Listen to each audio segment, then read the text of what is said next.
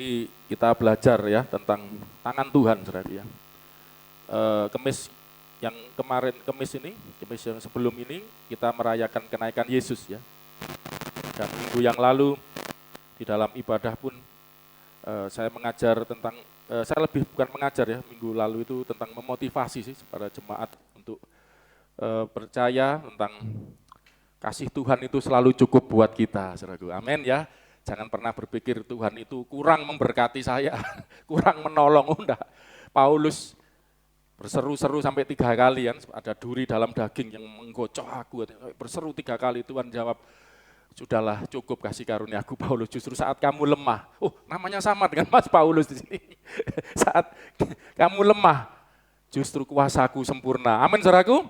Justru ketika Anda merasa enggak berdaya, ya toh, kan ada lagunya itu kan, di saat ku tak berdaya itu ya, kuasamu yang bekerja kan itu. Itu dari ayat ini, saudaraku. Ayat itu luar biasa, banyak lagu-lagu diambil dari ayat itu. Minggu lalu itu kan lagu apa itu yang dinyanyikan Bu Petrus ya. Enggak hadir hari ini satu keluarga, jauh dari Pasuruan, mau saya kenalkan Mas Paulus. Itu anaknya ada itu sebelah itu. Ini desain bangunan, desain Mas Paulus ini anaknya Pak Petrus yang pemborong gitu. Sebelahnya, ayahnya enggak datang sekeluarga dari Pasuruan kebetulan. Nanti bisa ngobrol sharing-sharing ya. Karena di sini, karena gereja itu bukan sekedar ini, saudaraku, bukan sekedar seperti tempat pertunjukan ya, maaf ya.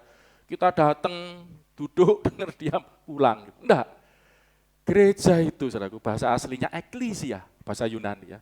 Itu artinya kumpulan orang yang dipanggil, namanya kumpulan. Kumpulan itu sekelompok gitu ya. Yang dipanggil keluar dari gelap, kalau aslinya itu keluar dari dari kota ya, untuk ada di pintu gerbang untuk berkumpul, bermusyawarah gitu loh, untuk membahas kesejahteraan kota itu kira-kira gitu loh, saudaraku. Enggak tahu zaman dulu gitu ya. Tapi pengertian eklesia dipakai, diadopsi oleh gereja, artinya orang yang telah dipanggil keluar untuk masuk ke dalam terang, keluar dari gelap kepada terang. Jadi gereja itu kita ini punya pengalaman yang sama. Kita ini dulu orang berdosa, nanti saya akan coba ini juga. Kita ini dulu orang yang dalam gelap, terus dibawa pada terang, akhirnya ngelompok. Mas Paulus asli mana? Kan memang dari Bali ya, tapi aslinya, aslinya lahir di situ. Gitu ya, luar biasa. Jadi bahasa Jawa tahu Mas? Nanti kadang-kadang saya bahasa Jawa keluar, enggak tahu ya. Saya bahasa Bali enggak bisa. Itu keluar dari gelap, ngelompok. Saya harus hati-hati nih, karena yang Sulawesi ini udah lama ini sudah berapa puluh tahun kamu di sini? Berapa puluh tahun? 5 tahun loh, enggak pulang-pulang, nanti Natal pasti pulang, Chandra, tenang ya. Tuhan siapkan pulang enggak, kalau sudah lulus, malu kalau belum lulus nanti pulang kuliah. Itu ngelumpuk, bahasa Jerman. Berkumpul.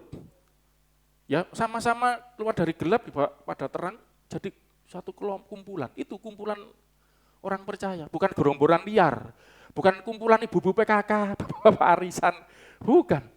Kumpulan orang-orang yang mengalami pengalaman dengan Tuhan, dibawa keluar dari gelap menuju terang. Yang ajaib, untuk menceritakan perbuatan Allah yang besar. Itu sebetulnya gereja, itu pengertiannya. Jadi kita berkumpul di sini, ini memiliki pengalaman yang sama. Dibawa Tuhan keluar lah. Saya akan khotbah ini. Ya, tentang kita berapa waktu ini saya jelaskan tentang tangan Tuhan. Alkitab itu banyak istilah tentang tangan Tuhan, tetapi sekali lagi saya sudah ingatkan, Allah kita, Tuhan itu roh. Sudah saya tunjukkan ayat-ayatnya ya. Tuhan itu roh, Allah itu roh. Tidak berfisik. Lupa Yesus itu lain. Itu firman Allah yang menjadi manusia lah. Tapi kan bukan manusia sebelumnya, kan baru waktu Natal 2000 tahun yang lalu baru hadir, itu aja 33,5 tahun ya, untuk menyelesaikan misi penyelamatan melalui penebusan dosa, mencurahkan darahnya, kan kira-kira begitu. Tapi Allah itu bukan manusia. Gitu loh. Allah itu roh, Yesus pun firman Allah, sang firman itu juga bukan manusia, roh, firman itu kan roh, cuman jadi manusia lah, jadi gitu ya, jangan salah ya. Jadi Allah itu roh, enggak punya tangan, enggak punya kaki, mata, telinga. Kalau di Alkitab, telingaku enggak kurang tajam mendengar doamu, mataku melihat, itu bukan berarti Allah punya mata, punya telinga lah, bukan. Allah itu enggak kelihatan, roh itu bahasa Ibraninya ruah, saya sering ulang-ulang, ruah, bahasa Yunaninya, harus pinter jemaat ini, udah diulang-ulang berkali-kali. Pneuma, ayo 1, 2, 3. Pneuma, roh. Itu arti harafiahnya itu angin. Nanti saya akan tunjukkan ayat, kalau sempat ya. Yang diterjemahkan Alkitab angin dari Allah, itu pneuma, ruah. Loh ya Pak, diterjemahkan angin juga, karena artinya juga angin gitu loh.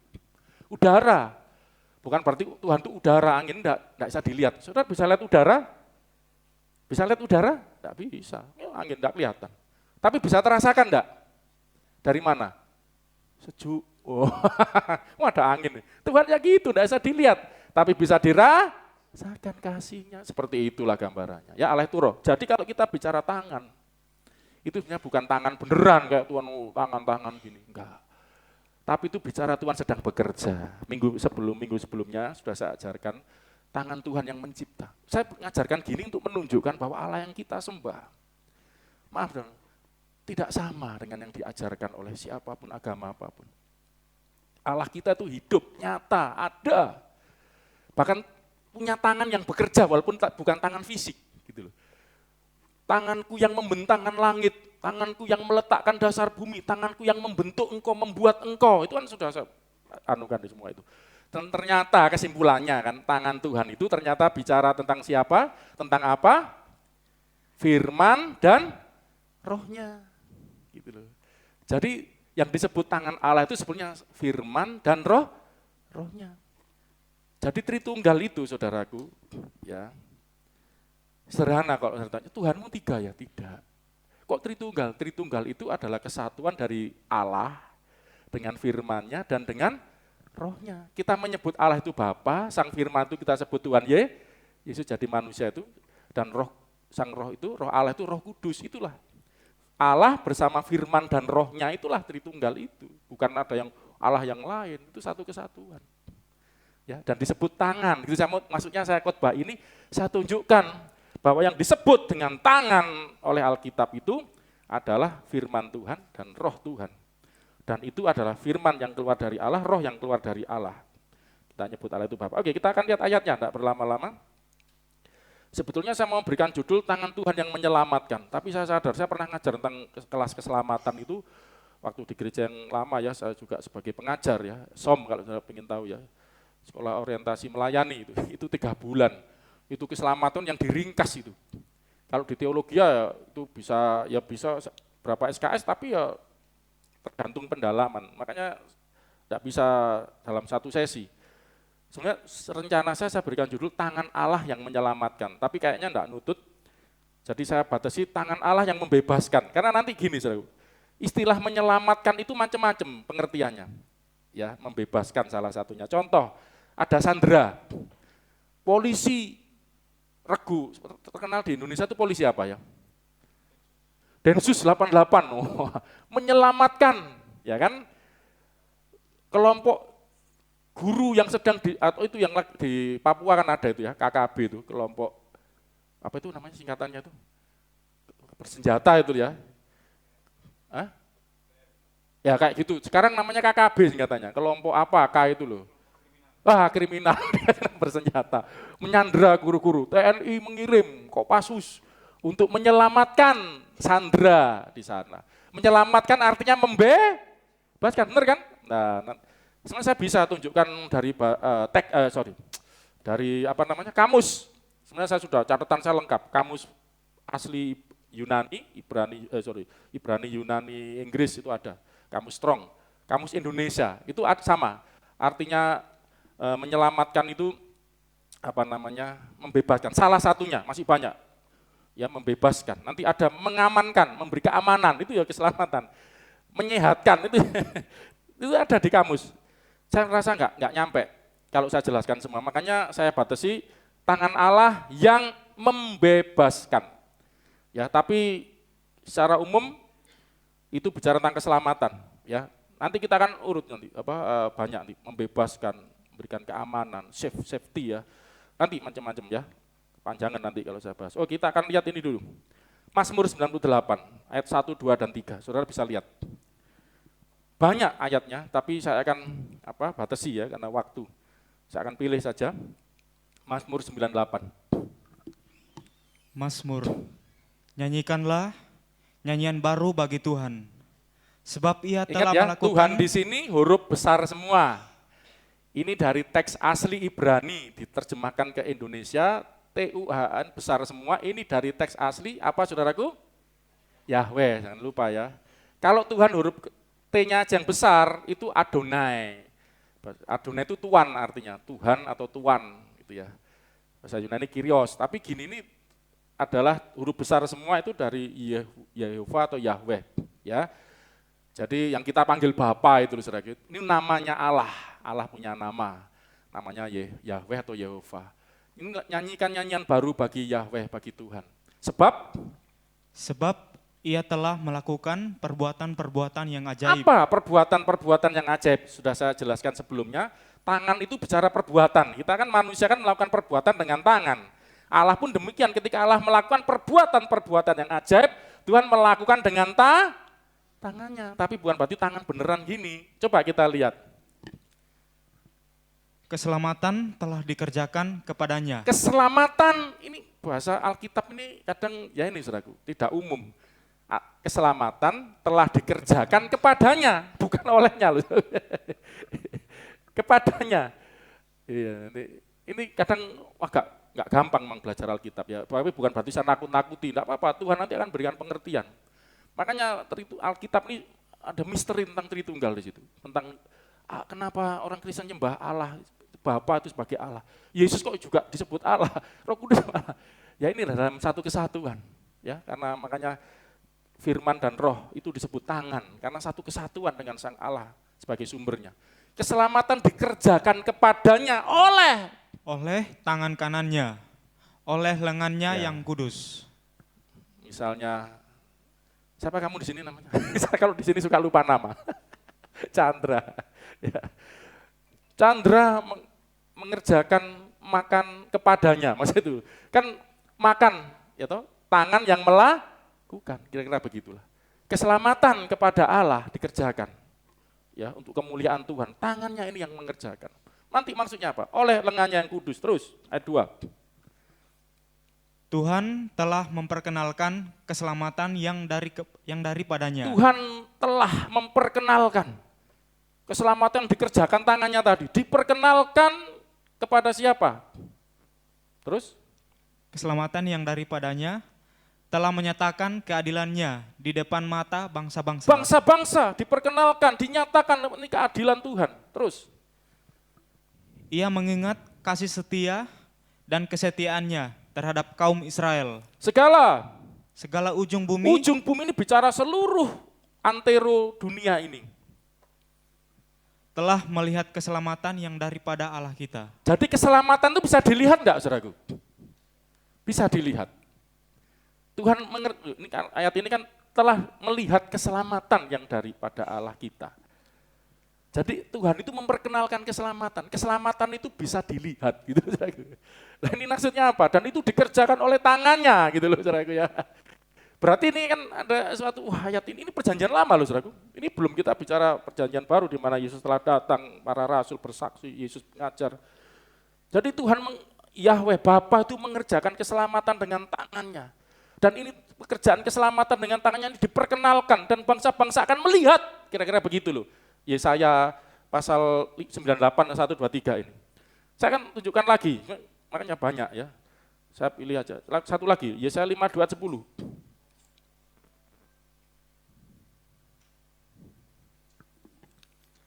Tuhan telah menunjukkan tangannya yang kudus di depan mata semua bangsa. Nah, kan Tuhan telah menunjukkan tangannya, kan bukan berarti ini loh tanganku kelihatan.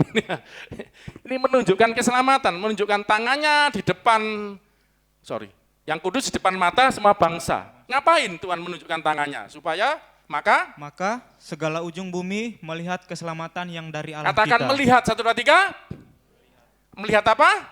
Keselamatan. Jadi ketika Tuhan menunjukkan tangan, ini pelan-pelan ya, ngerti nggak? Akhirnya semua bangsa, semua orang akan melihat apa? Keselamatan. Anda mulai mikir enggak? Kira-kira apa sih yang dilihat itu? Siapa yang dilihat itu nanti? Wong Kristen masa enggak tahu orang Kristen? Siapa kira-kira nanti? Tuhan Yesus, takut-takut sih. Jadi waktu Tuhan itu menunjukkan tangannya, ini loh, nanti tanganku menyelamatkan, bangsa-bangsa akan melihat, aku tak perkenalkan ini. Siapa? Jadi kelihatan. Satu lagi deh, kayak gak percaya, ini ayatnya kebetulan.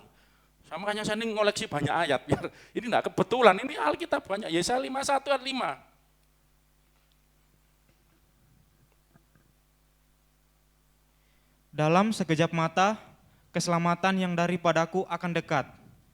Kelepasan yang kuberikan akan tiba. Dan dengan tangan kekuasaanku, aku akan memerintah bangsa-bangsa, kepadakulah pulau-pulau menanti-nanti. Menanti apa? Perbuatan tanganku mereka harapkan. Semua itu sedang menunggu tangannya Tuhan. Apa yang Tuhan sedang kerjakan dengan tangannya. Anda menunggu tangan Tuhan enggak, saudaraku?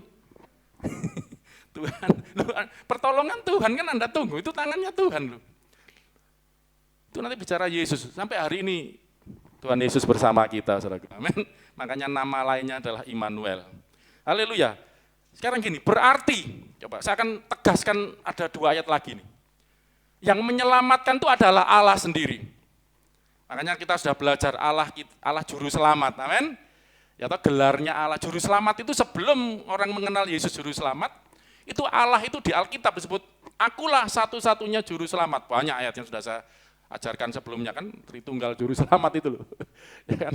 Allah itu juru selamat, Tuhan Yesus juga juru selamat, Roh Kudus juga juru selamat. Karena ini satu kesatuan dalam menyelamatkan gitu. Ya, Allah itu menyelamatkan bukan melalui orang lain, maaf, bukan melalui nabi juga. Saya akan tunjukkan. Karena ada orang berkata loh, Allah itu kan cukup melalui para nabi, ya, termasuk nabi. Oh no, nabi itu juga manusia, perlu diselamatkan. Nabi itu manusia, tidak ada manusia yang tidak berdosa. Karena semua keturunan dari Adam, keturunan berdosa, nggak mungkin tidak berdosa. Makanya tetap diselamatkan. Tuhan Yesus manusia, iya, tapi bukan lahir dari benihnya manusia. Karena Maria masih perawan, lu kok Halim, hamil, hanya melahir. Dari mana? Dari Roh Kudus gitu loh, kira-kira gitu. Manusianya beda gitu loh. Ya, oke. Kita lihat ini, bukan nabi, tapi tangan Tuhan. Lihat ini, tangan Tuhan itu bicara Yesus Kristus. Nabi bukan tangan Tuhan. Nabi bukan tangan. Coba saya tunjukkan, ini ayat ini membuktikan. Yesaya 63 ayat 5. Maaf ya, walaupun di sini gereja di desa tapi agak berat-berat ya. Karena saya rindu gitu loh, jemaat di sini tuh ngerti benar-benar Alkitab, ngerti firman Tuhan. Amin, saudaraku? Ya, ngerti. Oke. Aku melayangkan pandanganku. Ya. Tidak ada yang menolong. Aku tertegun. Tidak ada yang membantu. Saudara kan heran, lu, kok Tuhan kok perlu bantuan? Nah ini, maaf saudara, saya sering lihat di YouTube. Sekarang saya rada aktif di YouTube ya, agak aktif. Ikut jawab, ngaco-ngaco itu. Apa ngawur kadang saksi Yehova masuk, maaf saudara muslim yang nyerang iman Kristen. Cuman saya kadang waktu saya kurang ya, saya nunggu respon, enggak ada yang respon, sudah saya jawab. Itu ya aneh-aneh ya, mesti satu ayat kayak gini, banyak nanti lain kali saya akan tunjukkan ya. Loh ini loh, Tuhan kok dibantu. Loh kalau baca, makanya maaf karena saudara yang seberang itu kan baca kitab sucinya itu mesti sepotong, karena enggak urut, memang enggak seperti kita urut gini loh. Ya jadi kadang enggak nyambung. Kalau kita ini ada, nanti kenapa kok Tuhan, aku tertegun, enggak ada yang membantu gitu loh. Lalu tanganku memberi aku pertolongan. Tanganku memberi aku, jadi yang menolong Tuhan siapa ini? Saya mau tanya, yang menolong Tuhan siapa? Loh itu loh, kok gak usah takut, ini ayat ini loh jelas. Loh kita ini dikasih akal budi, baca Alkitab. Lalu tanganku memberi aku ini Tuhan, jadi Tuhan tertegun, kok gak ada yang bantu aku, gak ada yang nolong aku. Tapi siapa yang nolong akhirnya? Tangannya Tuhan sendiri. Loh sekarang Anda makan, Anda ini loh, makan pakai apa? Dibantu siapa? Kan enggak masalah, itu kan tangan-tanganmu sendiri. Loh ini tafsiran pertama aja gampang, loh berarti Tuhan kok ditolong, ya tangan-tangannya sendiri kok. Loh Anda kalau makan, ini kan gini loh, Alkitab itu antropomorfisme. Menggambarkan Allah seperti antropos, manusia digambarkan. Supaya manusia ngerti, oh Tuhan itu bekerja dengan tangannya. Bahkan tangannya ini sangat membantu banget gitu loh, kira-kira gitu ya. Ini gampang kan? Oke, kalau nggak ngerti, baca ayat 1, mulai ayat 1. Nah gitu kira-kira. Jadi ngerti. Enggak, saya menunjukkan Anda belajar Alkitab. Wah Mas Paulus jauh-jauh dari Bali datang ke sini diajari macam-macam. Ya ini pendalaman, biar ngerasain. Aku, ya ayat 1. Ayat 1. Siapa dia yang datang dari Edom, yang datang dari Bosra dengan baju yang merah? Dia yang bersemarak dengan pakaiannya, yang melangkah dengan kekuatan yang besar. Ini menggambarkan Tuhan. Pak, antropomorfisme itu. Akulah yang menjanjikan keadilan dan yang berkuasa untuk menyelamatkan. Aku nih datang mau menyelamatkan. Terus. Mengapakah pakaianmu merah itu dan bajumu seperti baju? Pelan-pelan, jangan terbata-bata. Mengapakah, santai, mengapakah pakaianmu semerah itu dan bajumu seperti baju pengirik buah anggur? Memang ini seperti saut-sautan kan, ini bahasa syair ini ya. Tadi ada dia yang datang, habis aku ada orang tanya, siapa kamu, mengapa pakaianmu merah? Mengapa bajumu seperti pengirikan buah anggur kan merah? Itu kenapa? Gitu. Itu kan gambaran darah itu nanti, pengorbanan darah Yesus. Coba terus 3. Aku seorang dirilah yang melakukan pengirikan. Pengirikan itu anggur itu loh, saudaraku, diperes itulah kira-kira ya. Saya juga enggak ngerti. Itu mengiri anggur, pokoknya memanen anggur kan supaya jadi air anggur ya, sari anggur. Dan dari antara umatku tidak ada yang menemani aku. Tidak ada yang menemani aku. Aku telah mengirik bangsa-bangsa dalam murkaku, dan aku telah menginjak-injak mereka dalam kehangatan amarahku.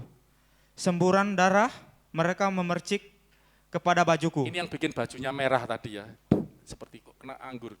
Dan seluruh pakaianku telah cemar. Wah, ini kalau saya jelaskan ini dalam, saudaraku ya. Ada darah yang terpercik dan membuat pakaianku jadi cemar, najis, kotor. Bukankah Alkitab berkata, dia yang tidak berdosa, Yesus ya, dibuat menjadi dosa karena kita. Yang tidak berdosa jadi cemar, jadi dosa karena dosa kita. Ini gambaran Yesus. Makanya Tuhan ini menggambarkan Tuhan ini sedang murka sebenarnya. Ya. Karena dosa manusia harus dihukum, harus dimurkai gitu. Ya sampai harusnya percik darah jadi cemar. Tapi ini ada yang menanggung dosa lah. Nanti kita akan minggu depan ya, kita akan belajar tentang penebusan. Apa maksudnya nanti tangan Tuhan yang menebus itu ya. Itu nanti kita akan melihat. Harusnya saudara dan saya ini dikiri apa namanya pengirian ini dikiri apa itu ya? Ditaruh di pengirian, diperas darahmu sampai habis dosa. Akibat dosa harusnya Anda yang dikiri. Ya tadi pengirian itu. Tapi karena Tuhan Yesus menebus kita, dia yang menanggung gitu loh, pengirian ini tadi. Gitu. Ya kira-kira gambarannya gitu. Makanya di ayat ini ayat berapa nih? 3, oh belum, ada 4, ayat 4 lagi. Sebab hari pembalasan telah kurencanakan dan tahun penuntutan bela telah datang. Penuntutan bela telah datang. Gini loh saudaraku, saya kasih gambaran sedikit. Banyak ayat firman Tuhan, kalau saya buka banyak banget nanti. Yesus datang itu sudah ditentukan waktunya. Setelah genap waktunya, Galatia 4 ayat 4, maka Allah mengutus anaknya. Jadi anaknya ini sudah ada kan, sang firman itu. Datang ke dunia, lahir dari seorang perempuan. Waktunya apa, saudaraku? Waktunya ini, saudaraku. Kalau Tuhan Yesus enggak datang, saudaraku, dikirik semua, saudaraku. Enggak tahu bahasa Indonesia apa. Diperes semua, gitu. Bayangin, saudaraku. Makanya waktu disalib ini ada salah satu penafsiran, ada lagi penafsiran. Kenapa Yesus disalib berteriak, Eloi, Eli, lama sabachthani, Allahku, Allahku, mengapa engkau meninggalkan aku? Loh, Yesus menyebut Tuhan. Iya memang, Yesus sebagai manusia yang menyebut Tuhan sebagai Allah. Itu yang pertama. Yang kedua gampang, ini yang diserukan Yesus ini ada di kitab Mazmur pasal 22. Itu tentang Mesias yang sedang menanggung dosa. Jadi sedang menggenapi nubuatan. Mesias 22, wah Mas Paulus kayaknya buka, enggak apa-apa, biar tahu. Mesias 22, Allah Mesias 22, Mazmur 22, enggak apa Mas Paulus ambil belajar. Senang belajar enggak Mas Paulus? Enjoy ya, belajar enggak apa-apa. Karena awal-awal di sini jemaat protes, Pak diajari. Mazmur 22, ayat berapa itu? Ayo, biasanya ada Mbak Meme nyari-nyari ayat cepat itu. Dulu Mas juga enggak tahu, setelah sekarang. Ya apa ini? Ayo, Mbak Esther, ayo bisa nyanyikan enggak? Allahku, Allahku, mengapa engkau meninggalkan aku? Mazmur 22, ayat 1 dulu, jauh-jauh. Untuk pemimpin biduan, menurut lagu, Rusa di kala fajar, Mazmur Daud. Allahku, Allahku, mengapa engkau meninggalkan aku? Aku berseru, tetapi engkau tetap jauh dan tidak menolong aku. Ada apa ini? Coba baca terus. Ini tentang siapa ini? Allahku, aku berseru-seru pada waktu siang, tetapi engkau tidak menjawab. Dan pada waktu malam, tetapi tidak juga aku tenang. Coba loncat biar cepat, ayat 6 ya, panjang ini. Tetapi aku ini ulat dan bukan orang. Celah. Ayo, mana? Oh, ayat 6, langsung lompat ayat 6 biar cepat. Ya. Tetapi aku ini ulat Dan bukan orang, celah bagi manusia, dihina oleh orang banyak. Ya kan? Terus? 7. Semua yang melihat aku, mengolok-olok aku. Semua yang melihat aku, mengolok-olok aku. Mereka mencibirkan bibirnya, menggelengkan kepalanya. Nanti saya akan tunjukkan ayat ini, terus. Ya? Ia menyerah kepada Tuhan, biarlah dia yang melumputkannya. Biarlah dia yang melepaskannya, bukankah dia berkenan kepadanya?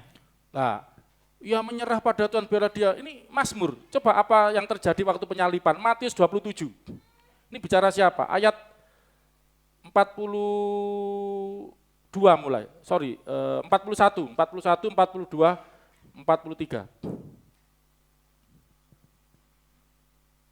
Demikian juga imam-imam kepala bersama-sama ahli-ahli Taurat. Tadi Mazmur berapa itu? 27. Matius 27. Enak 39. Ayo. Tadi ingat enggak ada kata-kata menggeleng-gelengkan kepala enggak? Mazmur tadi loh. Orang-orang mencibir, mengolok. Oh, saya lihat Mas Paulus ini semangat belajar buka ya. Tadi kan ada kan Mazmur tadi menggeleng-gelengkan kepala ya, mengolok-olok. Coba lihat peristiwa penyalipan apa yang terjadi. Mulai Matius 27 ayat 39.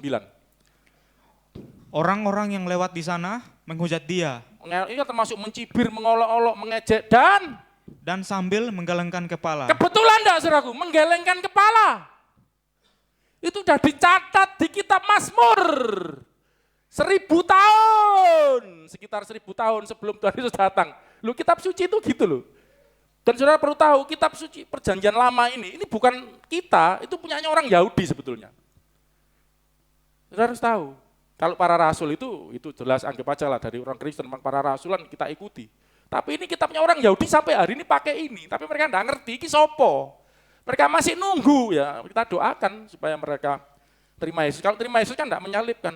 Menggelengkan kepala itu loh dicatat terjadi. Orang pada geleng-geleng kepala ya apa. Terus bawahnya. Mereka berkata, hai engkau yang mau merumbuhkan bait suci dan mau membangunnya kembali dalam 3 hari, selamatkanlah dirimu jikalau engkau anak Allah. Turunlah dari salib itu. Ya kan, selamatkan dirimu, diolok-olok terus. Demikian juga imam-imam kepala bersama-sama ahli-ahli Taurat dan tua-tua mengolok-olok dia dan mereka berkata, orang lain ia selamatkan, tetapi dirinya sendiri tidak dapat ia selamatkan. Orang lain dia selamatkan, tapi dirinya sendiri tidak bisa diselamatkan. Terus? Ia Raja Israel, baiklah ia turun dari salib itu dan kami akan percaya kepadanya. 43 ini yang dicuplik. Ini omongannya orang-orang itu loh saudaraku. Bisa persis, coba ayat 43 baca.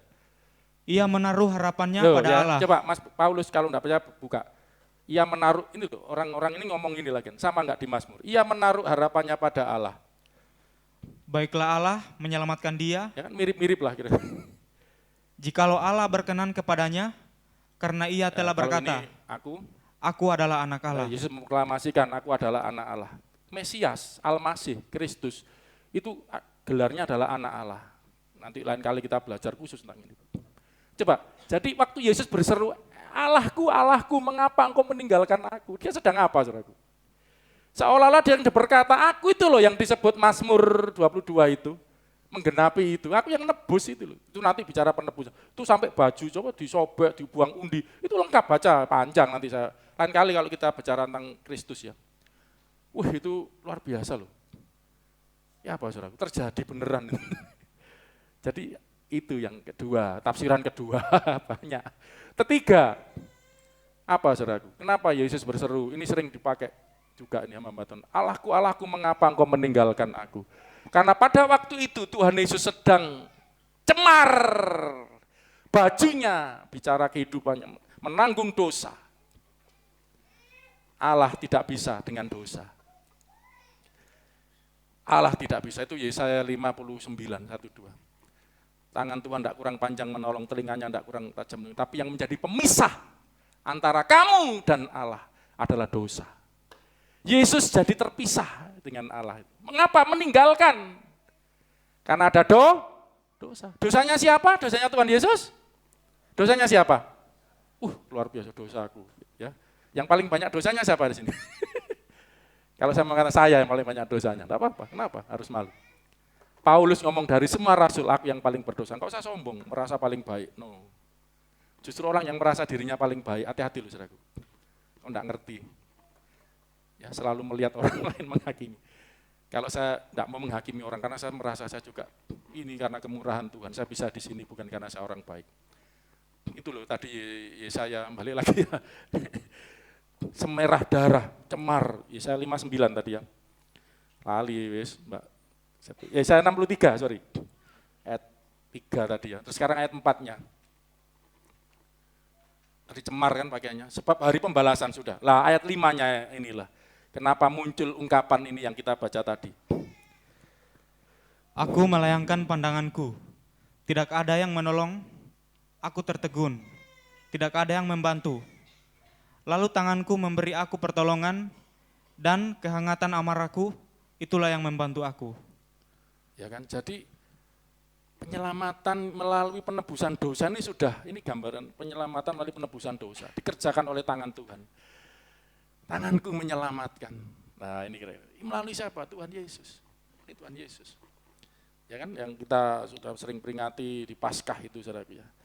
Ya kan, nah kita akan fokus kepada penyelamatan itu, bahasa aslinya keselamatan itu ada kata kerja, kata benda ya. Kata kerja itu susu. Mas Falus kalau mau nanti saya masukkan WA grupnya, itu saya selalu setelah khotbah, catatan itu saya berikan.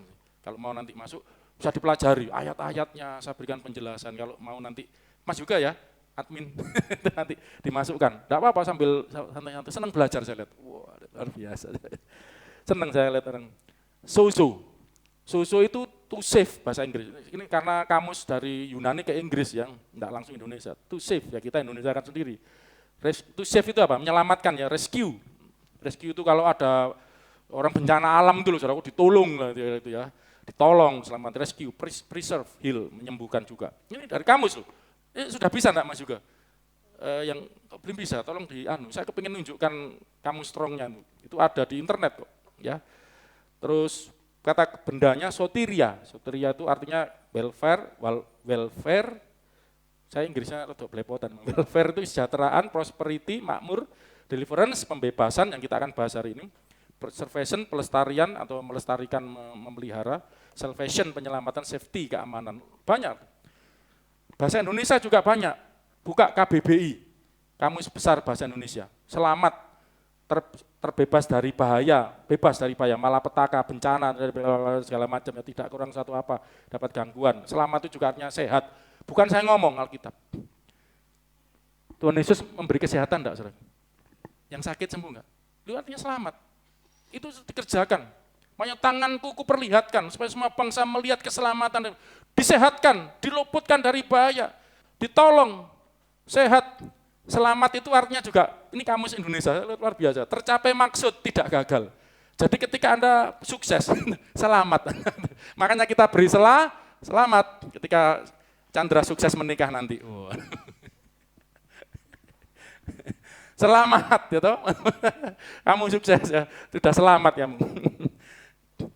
Tercapai maksud, enggak gagal.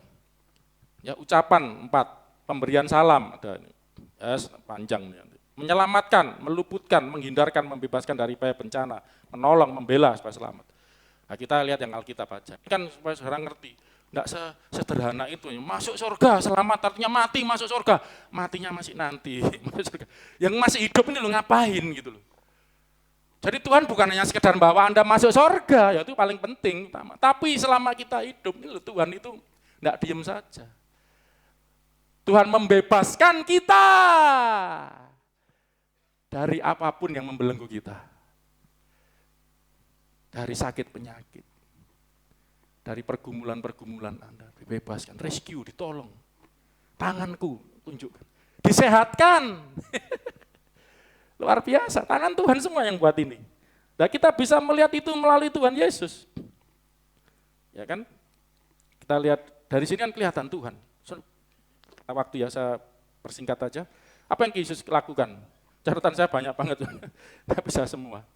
Ini rumit catatan saya malah. Coba kita lihat melalui apa yang Yesus lakukan.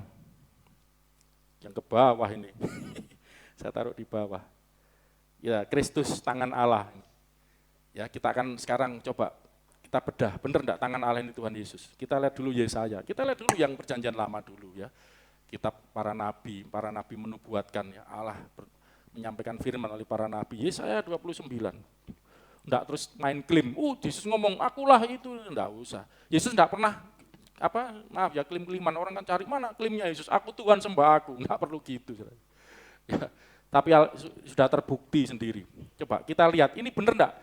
Ayat ini tadi kan seolah-olah masih tafsir lah ya. Tanganku akan menyelamatkan, tanganku akan keselamatan akan kuperlihatkan, tanganku kuperlihatkan, orang akan melihat keselamatan, pertolongan daripada blablabla.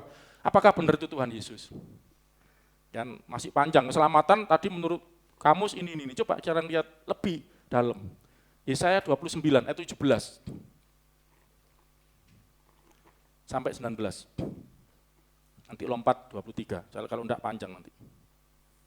Bukankah hanya sedikit waktu lagi Libanon akan berubah menjadi kebun buah-buahan, dan kebun buah-buahan itu akan dianggap hutan. Ini sering kalau kita membatuan karismatik berkat ya, berlimpah.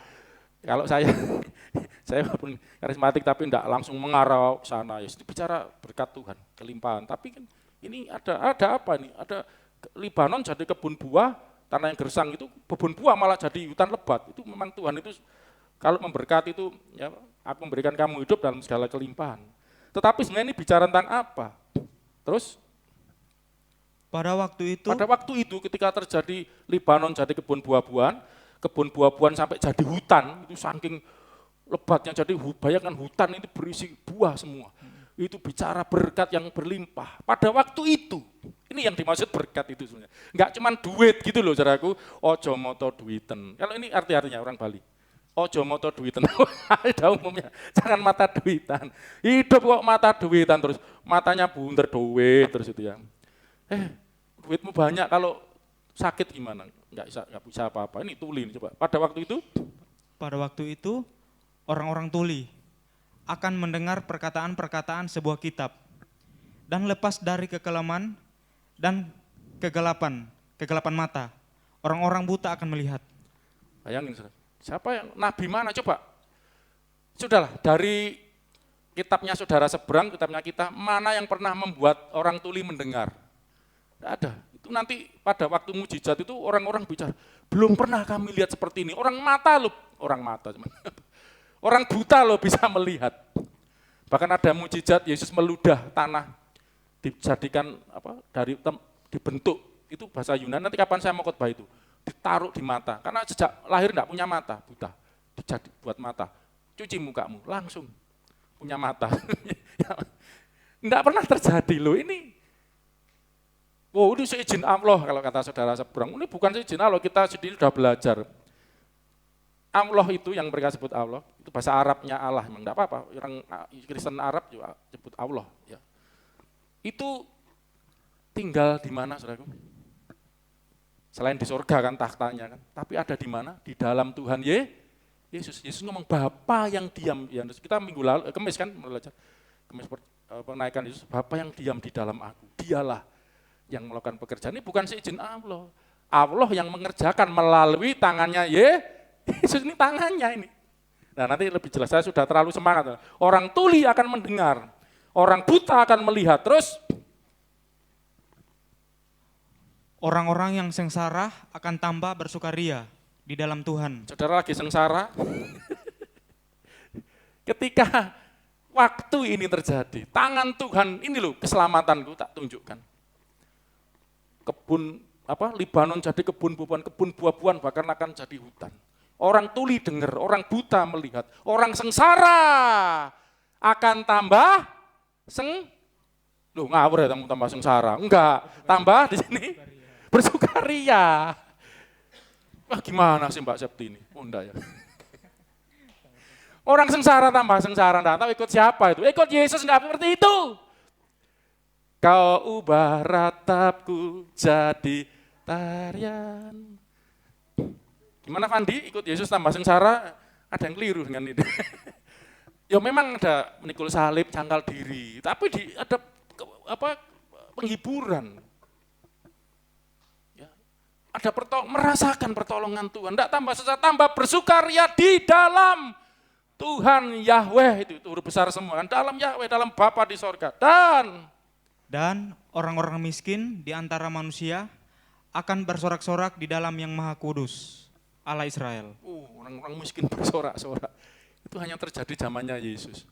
5.000 orang makan, kasih makan, pecah-pecah roti. Itu 2 kali terjadi, 4.000 orang. Yang ini sisa 7 bakul, enggak salah Mas juga ya. Kalau itu kan 5 roti, 2 sisa 12 keranjang, ini sisa 7 bakul. Angka kita ini luar biasa, angka 7, angka 12. Yesus lakukan itu. Berbahagialah kamu yang miskin di hadapan Allah. Siapa yang Nabi mana pernah ngomong begitu? Berbahagialah orang yang miskin di hadapan Allah, karena mereka yang mempunyai kerajaan Allah. Dia jamin penghiburan buat orang-orang miskin. Ya. Terus, ini ayat berapa ini? Nah, sekarang lompat 23 biar cepat. Nah, ini sebab langsung fokus pada tangan ya. Sebab pada waktu mereka, keturunan Yakub itu melihat apa yang dibuat tanganku di tengah-tengahnya. Apa yang dibuat oleh tanganku, keturunan Yakub itu bicara orang Israel. Ya, Yahudi pada waktu zaman Yesus, karena orang Israel sudah pecah ya, tercerai-berai. Tinggal bangsa suku Yehuda dan Benyamin. Suku Benyamin Paulus itu. Ya, jadi satu kerajaan Yehuda, akhirnya kerajaan itu hancur juga, sebut orang-orang Yahudi. Keturunan Yakub itu akan melihat apa yang dibuat tanganku di tengah-tengahnya. Setelah mereka melihat apa? Mereka akan menguduskan namaku. Menguduskan namaku, terus? Mereka akan menguduskan yang kudus, Allah Yakub, dan mereka akan gentar kepada Allah Israel. Jadi ketika apa yang dibuat tangan Tuhan yang menyelamatkan tadi di tengah-tengah umatnya, keturunan Yakub, mereka akan menggentar, menguduskan nama Yakub, Allah Yakub. Terus apa lagi itu ya? Nah, itu tadi. Luar biasa. Apa yang ini yang dimaksud ini? Saya akan tunjukkan ya. Sebelumnya saya akan tunjukkan dulu. Ya, sekarang kita lihat kejadian-kejadian yang terjadi zamannya Yesus. Ini sudah kejadian lama udah ya. Kita tarik pada kehidupan Yesus. Lukas, ini aja baru masih jadi bayi aja sudah luar biasa. Coba bayi ini saudaraku ya. Bayi. Lukas 2, 30 sampai 32. Ada seorang yang namanya Simeon. Simeon itu bahasa Ibrani. Kalau di Yunani kan Simon, supaya saudara ngerti lah dikit-dikit ya. Simon Petrus itu Simon itu pengyunanian ya. Dari Simeon Ibraninya. Sama Simeon, Simon. Yesus itu juga pengyunanian dari Yesua ya, jadi Joshua bahasa Inggrisnya itu. Supaya saudara ngerti. Jadi waktu itu bahasa itu memang banyak yang dipakai di Israel. Coba. Sebab ini yang ngomong adalah seorang nabi, ya, seorang yang berkarunia nabi dan dia akan mati. Tapi sebelum mati ngomong bahwa nanti sebelum melihat Mesias enggak akan mati. Ya toh, itu baca sendiri nanti panjang tentang. Jadi waktu Yesus gitu ceritanya gini, waktu Yesus umur 8 hari sesuai tradisi Yahudi sebagai manusia kan, Yesus dibawa ke itu menggenapi hukum Taurat ya, disunat umur 8 hari. Yang benar itu sunat 8 hari, maaf ya yang saudara lain ya. Mau ikut sunat Ajaran mana? Kalau ajaran Ibrahim, katanya ngikuti Ibrahim. Itu umur 8 hari disunat. Mangap, kalau saudara disunat SD, SMP, SMA, ya bahkan sudah tua, itu ajarannya siapa saya enggak tahu. Kalau Ibrahim, Nabi Ibrahim menurut Anda, itu yang Anda ikuti, bahkan Allahnya aja namanya Yahweh loh. Kenapa jadi Allah? Enggak tahu. Allah itu bukan nama, itu sebutan Allah, Elohim. Punya nama Yahweh, enggak tahu kok berubah. Sunatnya kok juga berubah, harusnya umur 8 hari. Gitu loh. Ibrahim itu perintah kepada Ibrahim, siap anak umur 8 hari. Yesus menggenapi 8 hari, waktu dibawa ke bait Allah. Makanya supaya saudara ini lebih mantep loh, jadi orang Kristen, amin. Sudahlah yang lain itu tahu ikut-ikut tapi ya copy paste gak tepak gitu loh, gak pas gitu loh, repot ya. Mau sunat yang bener ya umur 8 hari. Kalau saya sama Joshua sunat saya SMP, kamu SMP juga ya. Itu bukan karena ikut hukum Taurat, kita sudah lebih bebas dari hukum Taurat. Ya karena alasan ya kesehatan segala macam umur. Ya kalau mau ngikuti hukum Taurat beneran, ini kan sunat ini untuk ngikuti ajaran agama ya 8 hari sunato wis. Ngono lho ya. Jadi kenali kitab Anda ya, kenali iman yang benar. Kalau itu ajaran Ibrahim loh ya, kalau enggak ya enggak tahu silakan. Nah waktu Yesus dibawa ke bait Allah ada dua ya Mas juga ya, bantu saya. Simeon sama Hana, apa nama satunya itu. Nanti baca sendiri, panjang kalau saya buka, Matius 2 itu. Mas juga kok jarang baca Alkitab sekarang. Itu Simeon sama siapa gitu loh. Lupa saya, perempuan. Lah ini kebetulan yang laki ini. Simeon, kalau ini ingat. Itu dia dapat wahyu Tuhan, kamu enggak akan mati sebelum lihat Mesias. Loh akhirnya waktu belum kenalan, enggak kenal, Yusuf Maria bawa, itu kalau khotbah itu luar biasa. Orang kalau datang ke bait Allah mempersembahkan itu kambing domba yang kaya lembu sapi. Yusuf Maria waktu datang membawa Yesus ke bait Allah untuk diserahkan. Kalau kita sekarang menyerahkan anak sunat, itu mempersembahkan burung tekukur. Itu kenapa saudara? Itu kalau saudara baca hukum Taurat, untuk orang yang tidak mampu, itu datang kalau ke rumah Tuhan.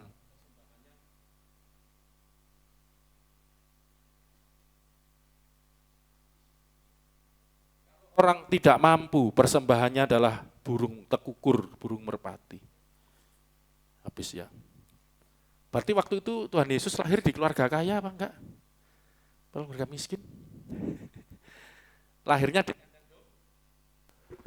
di kandang domba. Ngasih persembahan pun persembahannya orang miskin. Kenapa? Maaf, itu Tuhan, Allah yang jadi manusia. Kok gini Mas Yuda? Anda yang jadi manusia saja. Saya pesankan satu lagi Mas Yuda. Allah yang jadi manusia seperti itu. Saudara yang cuma manusia doang. Aku kok lahir di keluarga yang kayak gini, kok enggak bersyukur aja. Coba Tuhan Yesus. Makanya barang siapa mau ikut aku, sangkal dirimu, pikul salib baru ikut aku. Saudara gimana ya Kristen zaman sekarang? Coba renungkan. Dan waktu itu Simeon melihat, langsung diangkat bayi ini. Oleh Roh Kudus dituntun ini. Terus akhirnya dia mengucapkan suatu doa, suatu penyataan iman. Salah satunya ini gitu loh Mas ya. Coba ayat 30. Sebab mataku telah melihat keselamatan yang daripadamu. Jadi sambil gendong bayi itu, mataku telah melihat. Ini dimulai dari sini loh. Keselamatan yang daripadamu. Terus gini aja dibuka. Biar ya, Matius saya soalnya lihat catatan ini. Matius berapa tadi? 2 ayat berapa ini? 30 ya. Ayat sebelumnya coba. Sorry, ayat 0.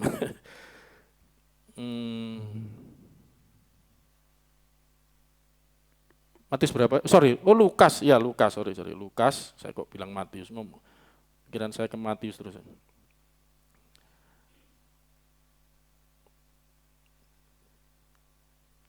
Lukas 2, ayat yang Yesus, mulai 21 lah, segini aja. Baca mulai 21 ya, baca terus biar tahu ceritanya. Dan ketika genap 8 hari, dan ia harus disunatkan, ia diberi nama Yesus, yaitu nama yang disebut oleh malaikat sebelum ia dikandung ibunya.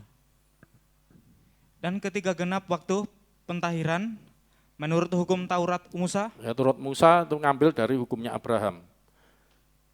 Mereka membawa dia ke Yerusalem untuk menyerahkannya kepada Tuhan. Berapa hari umurnya?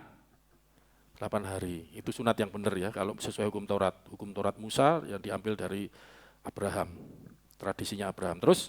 Seperti ada tertulis dalam hukum Tuhan, semua anak laki-laki sulung harus dikuduskan bagi Allah. Dan untuk mempersembahkan korban menurut apa yang difirmankan dalam hukum Tuhan, yaitu sepasang burung tekukur atau 2 ekor anak burung merpati. Ya, nanti saudara bisa lihat kalau orang yang sebetulnya domba, saudara muslim kan juga pakai apa? Akikah apa itu ya, pakai domba.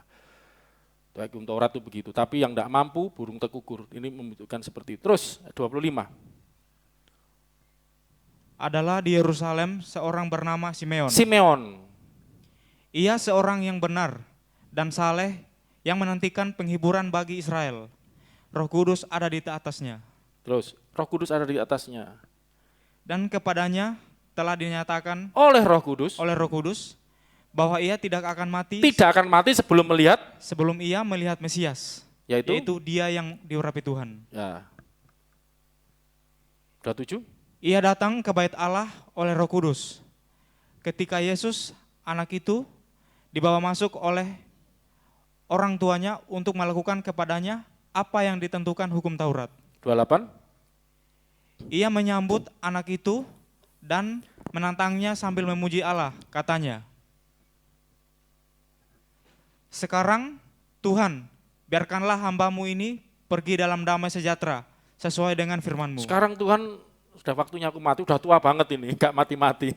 Tuhan ngomong nanti kamu matinya kalau setelah lihat Mesias. Gitu loh. Akhirnya ini Tuhan, sekarang Tuhan biarlah hambamu ini pergi. Sebab yang kita mataku baca telah tadi, melihat keselamatan yang daripadamu. ini aku sudah lihat keselamatan loh. Aku nggak ngomong aku udah lihat bayi. Aku lihat keselamatan yang daripadamu. Sesuai enggak dengan yang kita baca banyak tadi?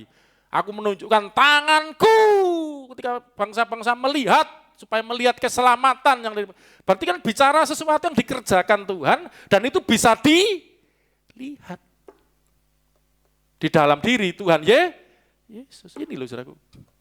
Tanganku membantu aku.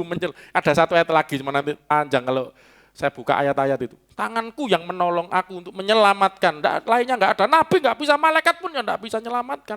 Itu membuktikan hanya Tuhan saja yang bisa menyelamatkan dengan tangannya. Dan keselamatan sudah dilihat.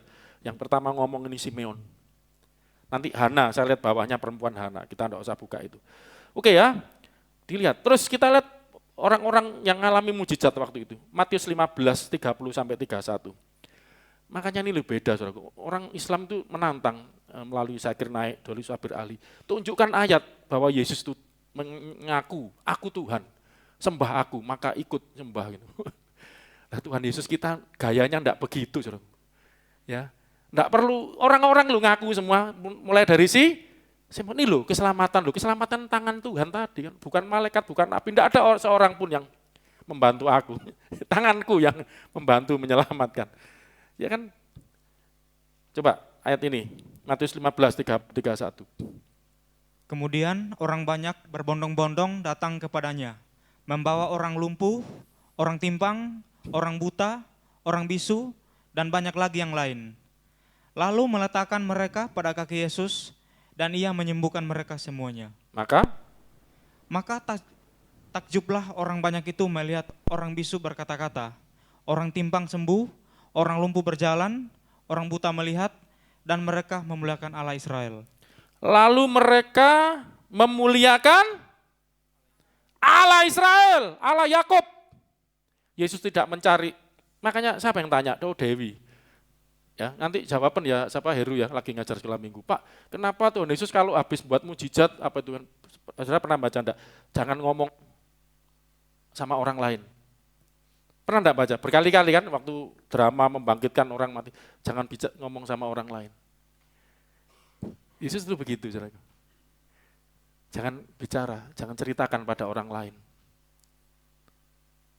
Dia enggak cari ini loh. Wah, kalau orang kita aja apalah baru doakan orang sakit panu sedikit terus sembuh gitu. Wah, aku loh doakan panu sembuh.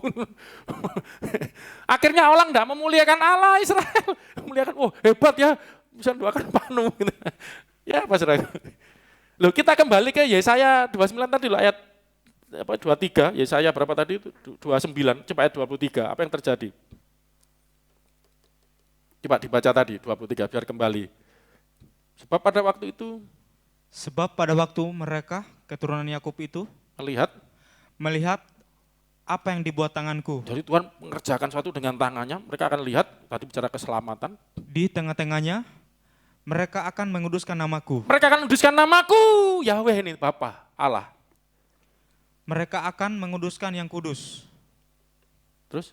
Allah Yakub, dan mereka akan gentar kepada Allah Israel. Terjadi enggak? Jadi waktu Yesus buat mujizat, memuliakan Allah, enggak masalah. Memang seperti itu yang ditulis.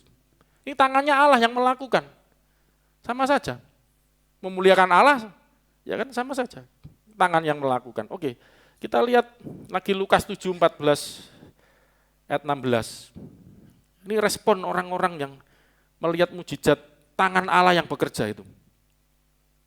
Menggenapi Yesaya ini tadi. Coba cepat ya, waduh ayatnya terus. Tetapi Yesus berkata kepadanya, ada seorang. Lukas 7:14, Lukas 7 ayatnya 14 sampai 16. 7.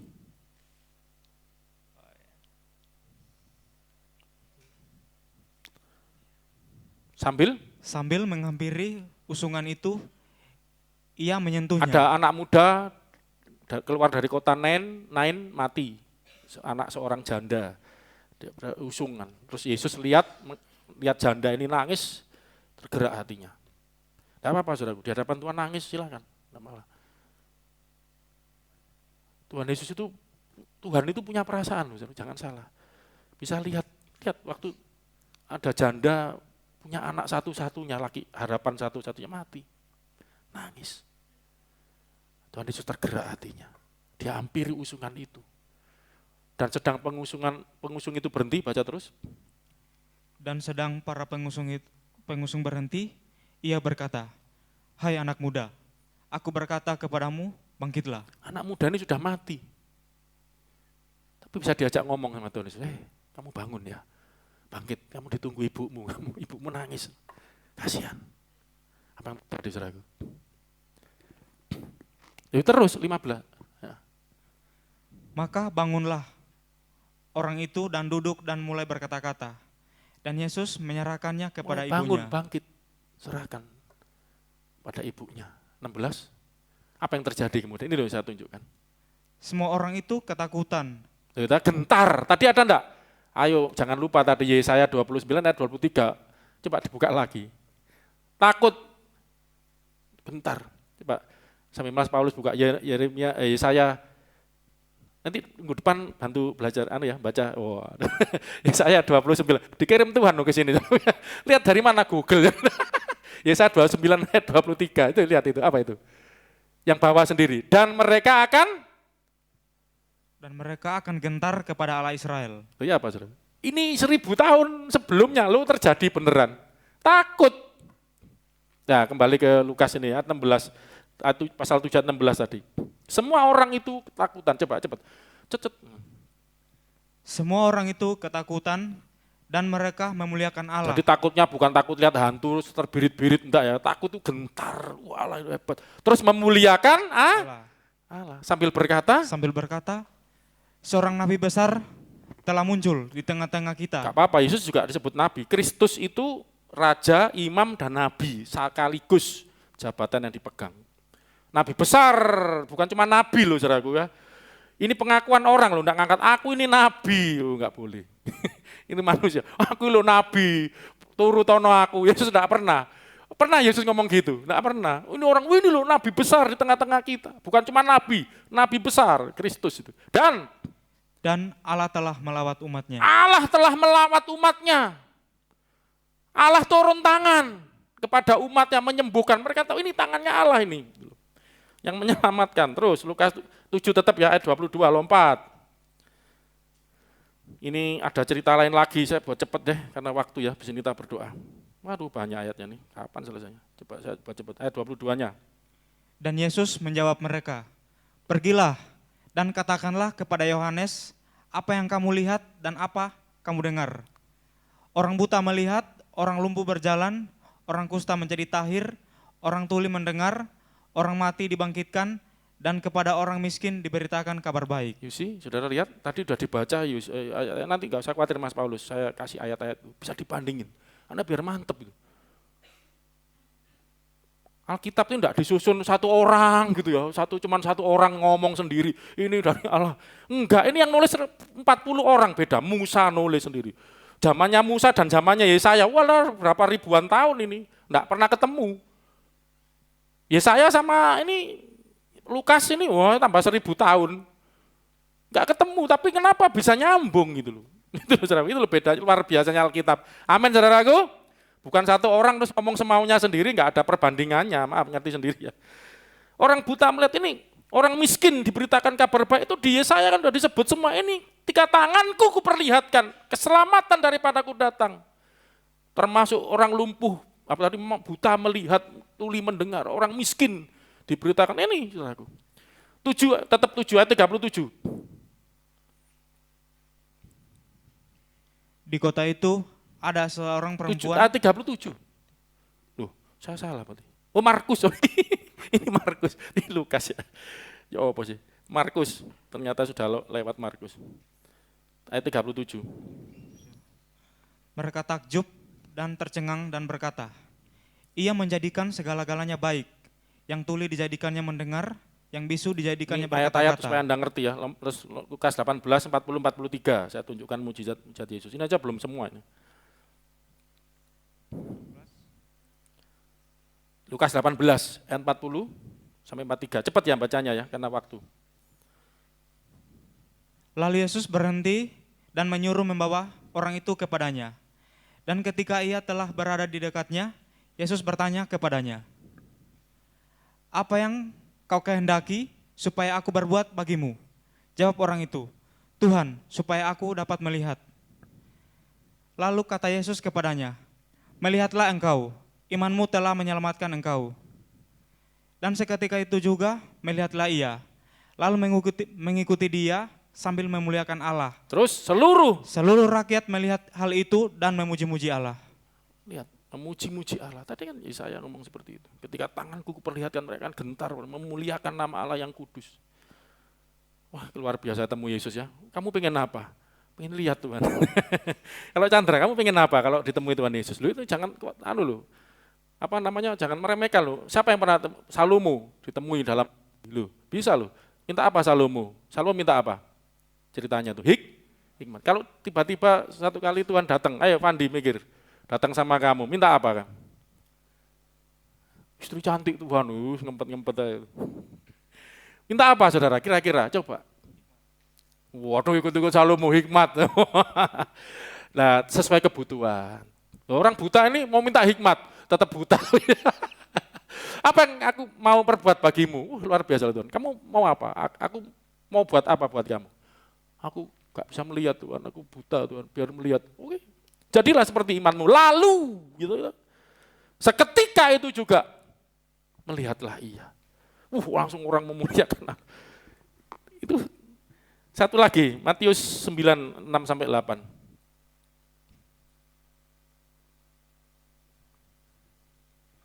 Tetapi supaya kamu tahu bahwa di dunia ini anak manusia berkuasa mengampuni dosa. Karena sebelumnya ini ada orang lumpuh yang harus cepat ya diturunkan dari atap, di 4 orang itu temannya, terus Tuhan Yesus lihat imannya, tergerak oleh 11 kasihan, dosamu sudah diampuni. Orang-orang pada marah, loh kamu ini siapa mengampuni dosa? Hanya Allah yang bisa mengampuni dosa. Yesus ngomong, supaya kamu tahu bahwa di dunia ini anak manusia berkuasa mengampuni dosa. Itu ayatnya, hanya Allah yang bisa mengampuni dosa. Berarti Yesus ini setara dengan Allah, dia bisa ampuni dosa. Karena nanti dia yang menyelamatkan, minggu depan kita belajar, menghapus dosa. Nabi tidak bisa menghapus dosa, malaikat juga tidak bisa, tapi Yesus bisa mengampuni dosa, bisa menghapus dosa. Ini supaya anak manusia berkuasa menghapus dosa, mengampuni dosa. Lalu berkatalah ia kepada orang lumpuh itu, bangunlah, angkatlah tempat tidurmu dan pulanglah ke rumahmu. Nanti minggu depan saya akan kupas ayat ini di ayat yang lain lebih dalam ya, tentang mengampuni dosa. Kadang-kadang orang sakit itu karena dosa bisa. Ketika dosamu diampuni, sakitmu sembuh. Ada. Nanti saya tunjukkan minggu depan ya, karena dosa itu juga bikin runyam hidup, selain sakit, kere, gitu, kena kutu, nah itu akibat dosa. Makanya yang diselesaikan dosanya dulu. Oke, dan orang itu pun bangun lalu pulang. Terus, 8.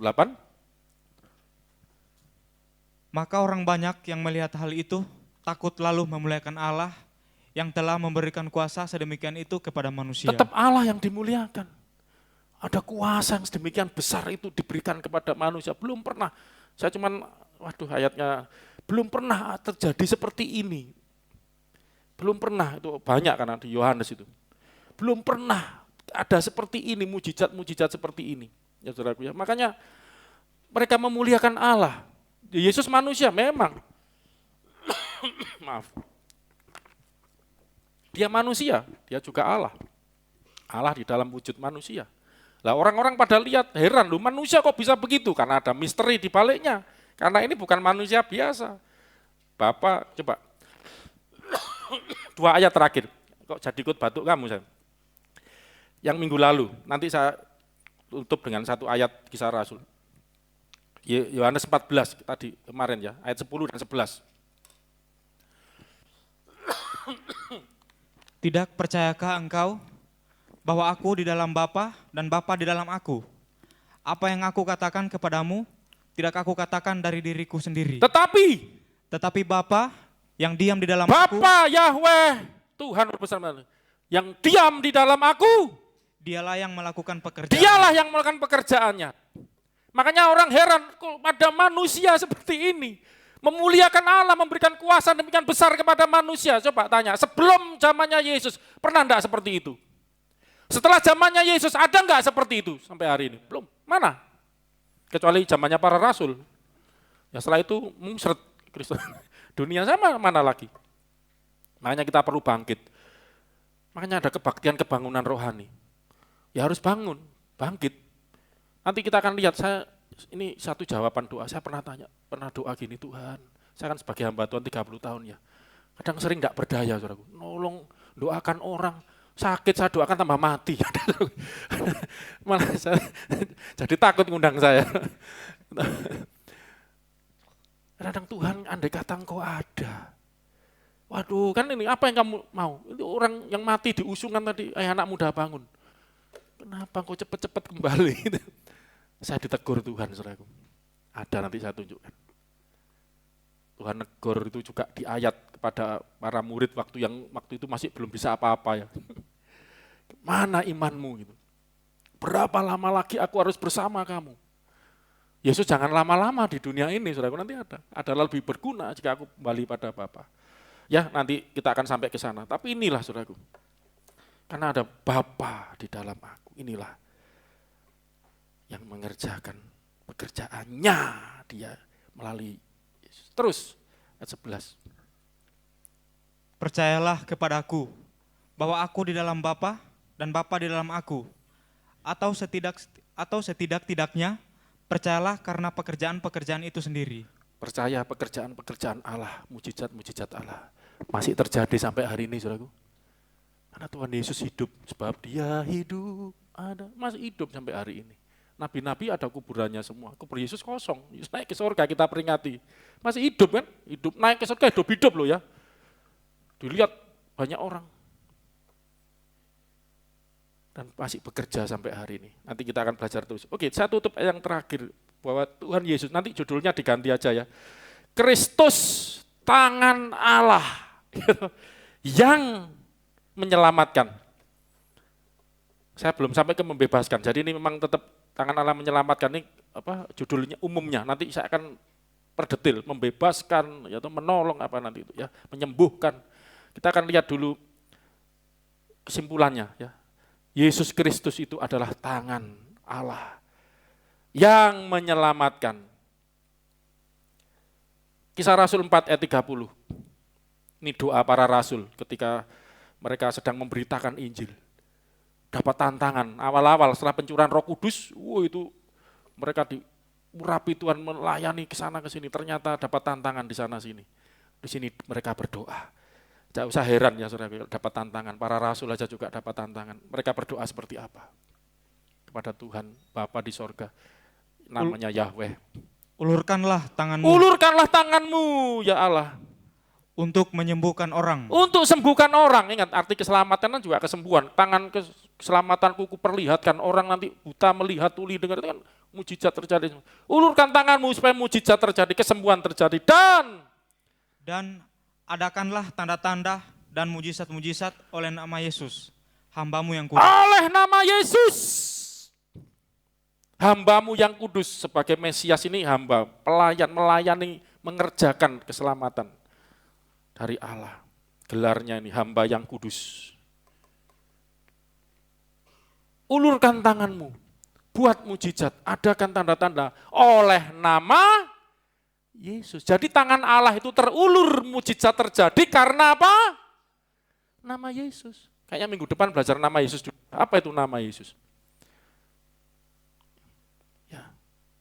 Nama yang berkuasa. Nama Yesus, kita sering nyanyi.